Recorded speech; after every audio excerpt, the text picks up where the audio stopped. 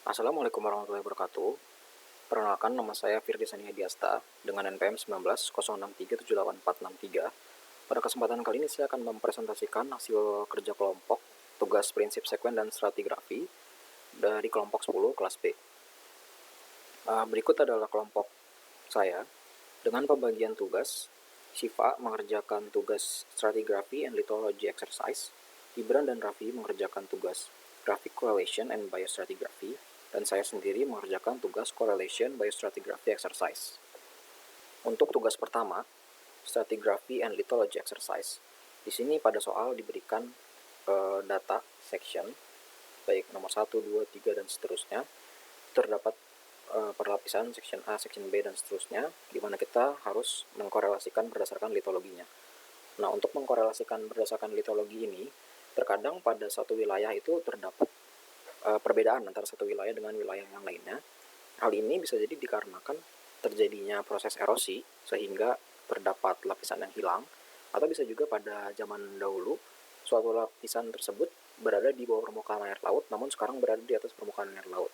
Bisa juga diakibatkan karena adanya proses transgresi, regresi, dan lainnya yang mengakibatkan terdapat perbedaan litostratigrafi antar wilayah. Untuk menjawab soal 1A, litostratigrafinya itu berdasarkan jenis batuan yang ditemukan pada kedalaman tertentu. Seperti misalkan di sini, untuk mempermudah saya menggunakan data yang saya temukan dari ResearchGate, itu simbol stratigrafi yang ada pada di layar sebelah kanan ini. Seperti misalkan untuk lapisan yang dari 1 hingga 2 meter itu ada batu limestone yang ditemukan pada section B dan section C, sehingga kemungkinan keduanya adalah berkorelasi. Kemudian ditemukan coal pada section B dan section C yang kemungkinan berkorelasi juga, seterusnya hingga lapisan yang paling dalam. Untuk menjawab pertanyaan yang B, ada berapa banyak beds yang ditemukan, itu adalah ada 4 beds, baik dari section A, B, dan section C. Ada batu limestone, shale, sandstone, dan juga ada batu conglomerate. Kemudian pada section B dan section C ditemukan adanya batu arang atau coal. Pertanyaan C dan D dapat dijawab melihat dengan skala yang diberikan pada soal. Di sini skalanya ada di bagian yang sebelah kanan ini, dari 0 hingga 7 meter. Dan di sini kita dapat mengetahui bahwa lapisan yang paling tebal itu adalah limestone yang ada pada section B. Di sini ada yang paling bawah ini, yang di atas shell, dan memiliki ketebalan sekitar 1 meter. Untuk pertanyaan yang nomor D, seberapa dalam kita harus menggali hingga menemukan coal, itu sekitar 4,5 meter. Untuk soal nomor 2, langkah yang dilakukan untuk menjawab yang A masih sama. Untuk litostratigrafinya itu, korelasi litostratigrafinya masih sama, seperti melihat batuan yang sama pada kedalaman yang mirip juga, seperti di sini ditemukan shale, di sini juga ditemukan shale, sehingga kemungkinan berkorelasi. Namun pada soal nomor 2 ini terdapat keunikan, yaitu di kedalaman sekitar 2,5 meter ini terdapat yang namanya unconformity atau ketidakselarasan. Di sini kelompok kami menggunakan panah berwarna merah ini untuk menunjukkan di mana keterdapatan unconformity-nya. Nah, unconformity ini merupakan unconformity gradational karena terdapat perubahan struktur lapisan secara vertikal. Nah, ini dibuktikan dengan adanya hiatus pada bagian A, di mana diperkirakan endapan sedimen pada lapisan section A ini tererosi.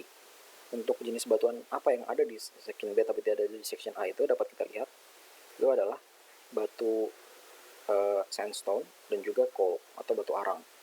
Untuk soal nomor 3, ini selain melihat jenis batuan untuk korelasi, kita juga melihat perbedaan ketebalan antara setiap batuan tersebut, karena nantinya berguna untuk menunjukkan kiranya di mana lokasi yang semakin dekat ke arah permukaan tanah, mana lokasi yang semakin dekat ke arah laut dalam atau deeper water. Nah, korelasinya kurang lebih masih sama, seperti ini ada limestone pada section A, section B, dan section C yang kemungkinan berkorelasi terus dari lapisan yang paling dangkal hingga yang paling dalam. Namun pada section C di sini, seperti yang kita lihat, terdapat conglomerate yang ada hanya pada section C, namun tidak ada di section B dan section A.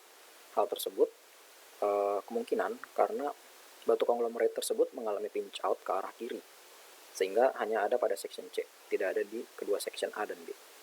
Kemudian pertanyaan selanjutnya, kenapa ketebalan sandstone-nya berubah dari section A ke section B ini? Dapat diamati juga korelasinya terlihat lebih membuka ke arah atas karena ketebalannya berbeda. Itu karena adanya proses transgresi, sehingga permukaan batu di section A itu lebih halus dibandingkan yang section B. Nah, perbedaan halus atau kasarnya permukaan batuan tersebut ini juga bisa menjawab apakah dia semakin dekat ke arah permukaan tanah atau deeper water, untuk menjawab pertanyaan nomor D dan nomor E. Karena kehalusan butir pada batu di section A itu lebih halus dibandingkan yang section B, maka semakin ke arah east atau semakin ke arah timur itu merupakan bagian land atau permukaan tanah. Sementara semakin ke arah west atau ke arah barat itu semakin ke deeper water atau bagian laut dalam. Berikut ini adalah label di mana terjadinya kedalaman di mana terjadinya proses transgresi dan regresi di setiap perlapisan. Untuk nomor 4, cara korelasinya itu masih sama dengan melihat kesamaan atau kemiripan antara litologi batuan yang ditemukan pada kedalaman yang mirip. Seperti ini ada batu sandstone di paling bawah section A, section B, dan section C yang kemungkinan berkorelasi dan seterusnya. Dan tipe sequence-nya itu transgresif regresif. Kelompok kami menggambarkannya dengan panah warna hitam ini yang menunjukkan bahwa dari kedalaman sekitar 5 meter hingga 4,5 meter ini terjadi proses transgresi, di mana bisa kita lihat juga bahwa ada pinch out. Di section A ini ada batu limestone yang cukup mendominan atau cukup tebal, sementara di section B ini semakin tipis, dan section C ini justru tidak ada sama sekali batu limestone-nya. Sehingga karena ada pinch out ini juga menandakan adanya proses transgresi. Sementara untuk dari kedalaman 4,5 meter ke atas itu terjadi proses regresi. Dan untuk menjawab pertanyaan D dan E, jenis litologi atau batuan yang dideposit dekat dengan permukaan tanah atau dengan mainland itu sandstone, dan yang jauh dari permukaan tanah itu shale. Dan untuk arah tanah atau permukaan tanah itu semakin ke east atau semakin ke timur itu semakin dekat dengan permukaan tanah. Untuk tugas kedua, correlation by stratigraphy exercise, di sini pada soal yang diberikan itu terdapat data spesies benthic forams dan spesies planktonic forams, di mana untuk yang spesies benthic itu dibedakan berdasarkan kedalamannya. Seperti di sini ada spesies nonion yang ditemukan pada kedalaman 0 hingga 50 meter, kemudian terus hingga kedalaman 500 hingga 1500 meter. Untuk yang planktonik dibedakan berdasarkan umur spesies yang ada, seperti Globigerina yang ditemukan pada era Oligocene, kemudian dilanjutkan hingga era yang Miocene. Kemudian untuk yang soal pertama ini diberikan suatu data lapisan yang diminta untuk dibagi menjadi section-section tertentu berdasarkan data kedalaman dan umur yang diberikan pada soal. Sehingga kelompok kami membaginya menjadi seperti ini. Untuk yang paling bawah itu justru yang kedalamannya paling dangkal, itu 0 hingga 50 meter. Hal ini dikarenakan ditemukannya spesies benthic yang nonion dan quinqueloculina yang ada pada kedalaman 0 hingga 50 meter. Kemudian diikuti kedalaman 50 hingga 150 meter, 150 hingga 500 meter, dan yang terakhir 500 hingga 1500 meter. Karena ditemukannya spesies-spesies benthic yang ada pada kedalaman tersebut.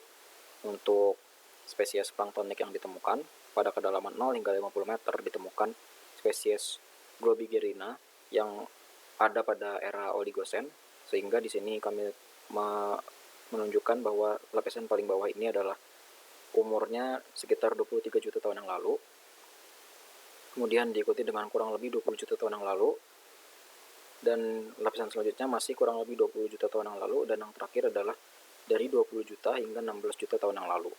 Pada data ini atau pada lapisan ini ada suatu proses yang dinamakan transgresi, di mana transgresi tersebut terjadi ketika garis pantai bergeser ke arah darat. Hal ini dibuktikan dikarenakan adanya fosil organisme yang hidup di laut dalam tapi berada pada laut dangkal. Dan kita juga dapat melihat bahwa pada daerah yang paling atas ini, kelompok kami menulisnya rework. Hal ini dikarenakan pada data yang paling atas ini fosil yang ditemukan itu sangat acak karena ditemukan fosil yang ada pada kedalaman 0 hingga 50 meter, namun juga ditemukan fosil yang ada pada kedalaman 100, 150 hingga 500 meter. Dan untuk yang planktoniknya juga sangat acak, ada yang berumur 23 juta tahun yang lalu, namun ada juga yang kurang lebih 20 juta tahun yang lalu. Sehingga kami menuliskan untuk yang paling atas ini rework, tandanya bahwa lapisan yang paling atas ini bisa jadi telah mengalami erosi sehingga fosil-fosilnya teracak. Untuk soal kedua, diminta untuk korelasi litologi, dan di sini kelompok kami mengkorelasikannya seperti ini, bahwa lapisan yang paling bawah ini kita dapat melihat bahwa litologinya adalah batu sandstone, baik di section A, section B, dan section C. Lapisan terbawahnya adalah batu sandstone, sehingga korelasinya seperti ini. Kemudian yang selanjutnya, ini adalah batu shale, sehingga korelasinya seperti ini. Dan untuk section B dan section C ditemukan adanya batu limestone. Sementara pada section A tidak ditemukan adanya batu limestone, sehingga kemungkinan dari section B ke section A ini terjadi pitch out ke arah kiri, karena tidak ada batu limestone yang ditemukan pada section A. Untuk interpretasi lebih lanjut, kita dapat mengetahui pada section C itu terdapat batu limestone yang sangat banyak atau sangat berlimpah di sini dapat kita amati, sehingga dapat disimpulkan bahwa lingkungan yang banyak terdapat limestone itu merupakan lingkungan laut dalam. Sementara semakin ke kiri atau semakin ke wilayah A, dapat terlihat bahwa deposisi sandstone-nya lebih banyak, dan yang menandakan bahwa semakin ke arah wilayah A itu semakin ke arah laut yang dangkal. Jadi section C ini adalah bagian laut dalam, dan section A ini semakin ke arah laut dangkal. Untuk soal selanjutnya, ini diminta korelasi berdasarkan kedalaman air, dan korelasinya adalah seperti ini. Untuk lapisan yang paling bawah, yang litologinya adalah litologi batuan sandstone, itu 0 hingga 50 meter, diikuti dengan 50 hingga 150, terus hingga yang 500 hingga 1500, dan yang paling akhir ini seperti yang telah disebutkan pada soal sebelumnya, itu telah mengalami rework. Oleh karena itu kedalamannya justru berkurang dari 500 hingga 1500, tapi justru yang paling atas ini turun menjadi 150 hingga 500. Untuk korelasi ini, selain dilihat litologi batuan yang sama seperti ini, sandstone, dan sandstone, kemudian shale dan limestone, kita juga melihat jenis fosil yang ditemukan pada lapisan tersebut, seperti adanya lapisan yang memang seperti data yang telah diberikan sebelumnya, nonion itu berada pada kedalaman 0 hingga 50 meter, seterusnya hingga Bolivina granti yang ada pada kedalaman 500 hingga 1500 meter. Untuk soal selanjutnya, itu diminta korelasi berdasarkan umur.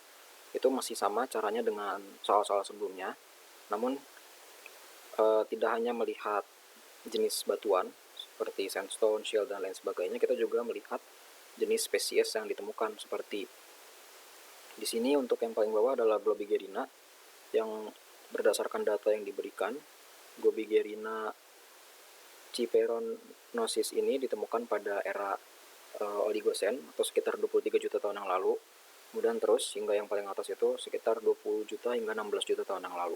Untuk soal yang terakhir yang diberikan, di sini terdapat ada suatu layer atau lapisan yang berwarna merah muda, dan juga ada lapisan yang berwarna biru tua. Untuk penjelasannya, menurut kelompok kami itu adalah ash, di mana ash itu ada akibat erupsi gunung api, dan ash ini merupakan salah satu alat bantu yang mempermudah geologis untuk melakukan korelasi litostratigrafi. Karena ketika gunung api erupsi, ash akan tersebar dan nantinya akan tertimbun dalam suatu lapisan tanah, sehingga ash dapat digunakan sebagai patokan korelasi lapisan dengan asumsi ash yang ada merupakan hasil erupsi gunung yang sama dalam waktu yang sama juga. Selain menggunakan ash sebagai pembantu untuk melakukan litostratigrafi, kita juga dapat menggunakan lapisan yang bisa jadi itu akibat adanya meteor yang menabrak lapisan tanah di bumi dan meninggalkan lapisan debris yang berukuran butir kasar. Ini juga membantu untuk mengkorelasikan lapisan dari suatu wilayah yang terdampak, sehingga korelasinya adalah seperti ini. Untuk pertanyaan terakhir, itu seperti yang telah dibahas sebelumnya, bahwa di daerah C ini ditemukan banyak sekali batu limestone atau batu limestone sangat dominan, sementara semakin ke section A semakin tidak ada batu limestone yang ditemukan, justru semakin dominan batu sandstone, sehingga dapat disimpulkan bahwa limestone ini, berdasarkan jurnal yang kelompok kami gunakan, limestone ini ditemukan pada daerah perairan yang tenang dan umumnya berada di laut dalam. Sementara sandstone ini umum ditemukan pada daerah laut dangkal. Sehingga untuk meneliti daerah yang berasosiasi dengan laut dalam dapat digunakan section C, karena section C ini merupakan daerah laut dalam. Untuk soal terakhir yang graphic correlation and biostratigraphy, di sini yang part 1 itu diminta untuk menggunakan singkatan untuk kolom-kolom ini, di mana yang paling bawah itu adalah Cambrian dan yang paling atas adalah Mississippian. Dan berdasarkan data yang diberikan pada soal, pada layar yang sebelah kanan ini, kita dapat mengetahui bahwa di antara Mississippian dan Cambrian itu terdapat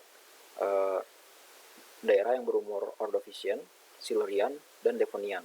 Yang paling menunjukkan itu pada yang region ketiga. Kemudian untuk mengetahui rentang keberadaan fosil, baik fosil 1 maupun fosil 2, itu juga menggunakan data yang diberikan pada soal. Di sini untuk fosil 1 pada daerah 1 atau region 1 ditemukan pada umur Ordovician. Untuk region 2 ditemukan pada umur Ordovician dan Cambrian. Dan untuk yang region 3, fosil 1 ini ditemukan dari Ordovician hingga Silurian, sehingga garis keberadaan fosil berdasarkan umurnya itu dari Cambrian hingga Silurian, maka garisnya adalah seperti ini. Dan untuk yang fosil 2, pada region 1 ditemukan pada batu yang berumur Mississippian dan juga Devonian. Kemudian untuk region 2 ditemukan pada Devonian, dan region 3 ditemukan pada Devonian dan Silurian. Sehingga umur fosil tersebut adalah seperti ini garisnya. Di mana grafik atau garis ini juga menjelaskan kapan fosil tersebut pertama ditemukan dan kapan terakhir fosil tersebut ditemukan. Seperti misalkan untuk fosil 1, ini berarti tandanya fosil tersebut ada sejak era Cambrian hingga Silurian. Sementara untuk spesies fosil kedua ini ada dari Devonian hingga Mississippian. Untuk menjawab pertanyaan yang nomor C, itu untuk menjelaskan yang region keempat pada data yang ada di sebelah kanan ini. Untuk region 4 ini memang tidak diberi singkatan apakah daerah ini merupakan Mississippian, Devonian, Ordovician, atau Cambrian, tapi di sini diberikan bahwa ditemukan adanya fosil 1 yang ada pada lapisan ini, sehingga kemungkinan bahwa region 4 ini berada pada rentang Cambrian hingga Ordovician sesuai dengan jenis fosil yang ditemukan, karena tidak ada fosil 2, hanya ada fosil 1. Dan untuk menjawab soal yang D, itu untuk yang region 5, di sini ditemukan adanya fosil 2 dan fosil 1, dan mengacu pada data-data yang telah kita bahas sebelumnya, kemungkinan ini berada pada rentang Cambrian hingga Devonian. Untuk yang part 2 diberikan data spesies yang belum diketahui apakah spesies ini ada pada era Permian, Mississippian, Devonian, dan seterusnya, sehingga tugas yang diberikan adalah untuk mencari apakah spesies tersebut berada pada era apa. Dan di bagian yang sebelah kanan ini adalah jawaban dari kelompok kami. Seperti misalkan spesies Mesolobus yang ada pada sejak Lower Silurian hingga terakhir ditemukan itu adalah Upper Permian, dan terus hingga yang paling akhir. Kemudian pertanyaan yang soal C itu adalah apabila adanya sampel batuan yang mengandung Brachiopoda spesies-spesies ini, itu rentang umur geologisnya seperti apa. Kita tinggal melihat pada data sebelumnya bahwa seperti misalkan Leptaena itu ada pada Middle Ordovician hingga Upper Devonian, dan yang paling akhir ditemukan itu ada spesies Composita yang ada hingga Upper Permian, sehingga rentang untuk sampel batuan yang ditemukan tersebut adalah dari Middle Ordovician hingga Upper Permian. Untuk menjawab grafik pada part 3, pada soal ini diberikan suatu tabel seperti misalkan untuk spesies 1 di section X itu 15 dan section Y-nya itu 5. Sehingga di sini tinggal kita lihat bahwa section X-nya 15 itu sekitar di sini, dan section Y-nya itu 5 itu kira-kira di sini. Terus dilakukan dari spesies 1 hingga spesies 11. dari base-nya dan juga tops-nya. Untuk menjawab pertanyaan yang B, itu rate sedimentation atau kecepatan proses sedimentasinya itu section Y memiliki sedimentasi yang lebih cepat daripada section X dikarenakan perbedaan slope. Dan untuk pertanyaan yang C, di mana level ketika section Y itu sama dengan umurnya sama dengan ketika 50 meter di section X. Dan jawabannya adalah ketika section Y-nya itu ada di sekitar 23 meter. Untuk pertanyaan yang D itu sama dengan yang pertanyaan A ini. Namun tabel yang digunakan itu berbeda. Dapat diamati pada layar yang sebelah kanan ini.